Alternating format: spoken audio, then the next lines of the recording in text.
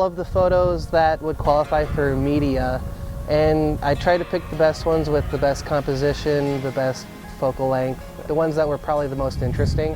And I narrowed it down to like probably 9 or 10, and then finally down to the top 4, and then I ended up entering only 2.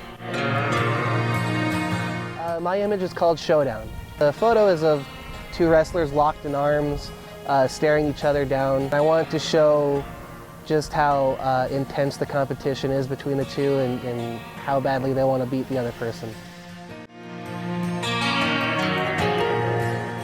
Oh, I've grown a heck of a lot. Before, it was just kind of random. I had no idea what kind of settings to do. I would just kind of guesstimate, and then I would look at the photo, okay, that didn't work, try something else, try something else. And now I can look at the surroundings and know exactly what settings to use, and my pictures have definitely been evolving. Actually, I'd like to do sort of nature and wilderness and landscapes. I'd love to work for National Geographic and travel the world and take pictures of interesting people and interesting places. We came down here to the high school shootouts, and I kind of just fell in love. I got to shoot in the studios, and I loved it. It was a great opportunity.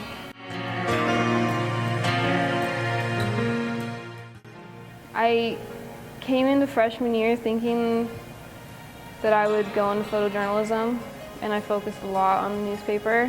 And I think freshman year is a lot about learning the camera, learning the f-stop shutter speeds, and learning your skills. And sophomore year is learning your style and how to run a business. It's a dream come true. Once you understand the lights, your creativity just kind of comes out. There's some things that I never thought I could do in the studios. Once I got into the studios, I fell in love with them.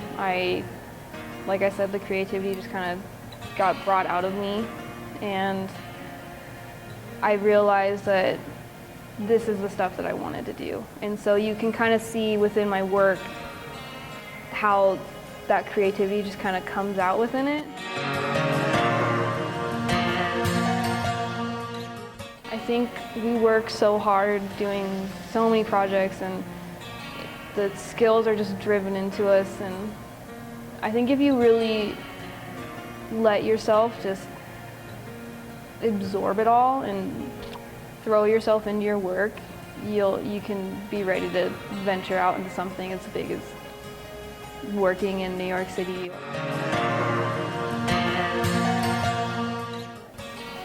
I am looking to move to New York City to venture into fashion photography. It's something that I always thought that would be so cool to do one day.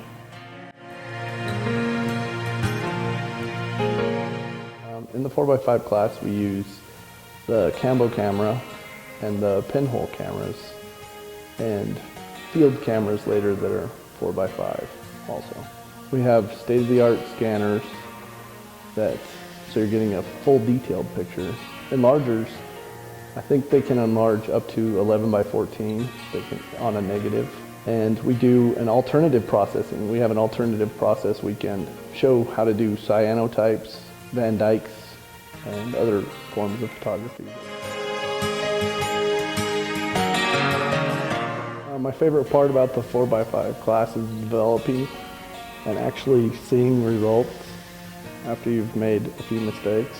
The developing process is done in the wet processing area, and you use fixer and developer. You have to have the film developed in a darkroom, of course, and you put them in the containers that keep them dark through the processing stage, and then you see the magic when it's done.